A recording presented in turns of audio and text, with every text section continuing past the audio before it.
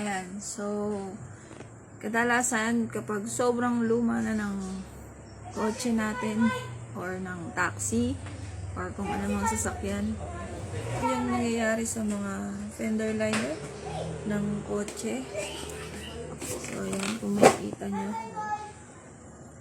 medyo lukot-lukot na kasi nga sa katagalan ayan, lumulutong na yung mga plastic parts ng fender liner natin. So hindi talaga natin may iwasan yan kapag ayan, gamitin laging daily use. So ito lalo na taxi, pang ano talaga, pang harabas. So may tendency na mabilis na kailang palit taon-taon, depende sa paggamit ng mga driver or kung sino man yung gumagamit. So ayan, isa rin sa nagiging cost mga ma'am sir yung mga ganyan is yung nagagatter or minsan hindi napapansin ng driver. Ayan, so sumasabit yung yung pinakapaanong fender liner kaya minsan natatanggal. So kadalasan cost ng pagkasira ng mga ganyan is nalulubak sa na isusugod sa baha. So ayan, and yung number 1 kung bakit natatanggal is yung loose clips. So kung makikita nyo, yung iba wala nang clip, ayan, wala na, kaya madali na siyang matangay ng baha or pag nalubak.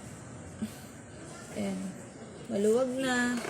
Ayan, isa yan sa mga nagiging cause kung bakit nasisira yung ganyan. Ayan, yung nagiging cause pag punit na yung fender liner ay engine cover, dudumi yung makina. Ito tulad din nito, yung engine cover din ito, medyo na rin, sobrang palitin na rin. So ganyan yung nagiging cost.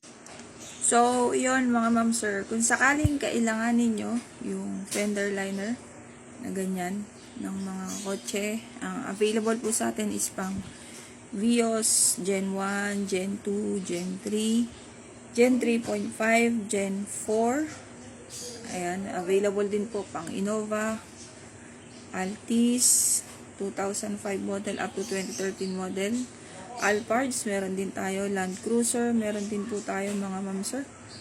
Ayan, kung sakaling kailangan niyo po, available po yan sa atin. And pagdating sa quality, wala akong masasabi.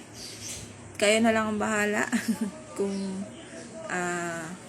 magugustuhan nyo. Pero for sure mga ma'am sir, yung quality goods na goods po yung quality ng ating mga fender liner.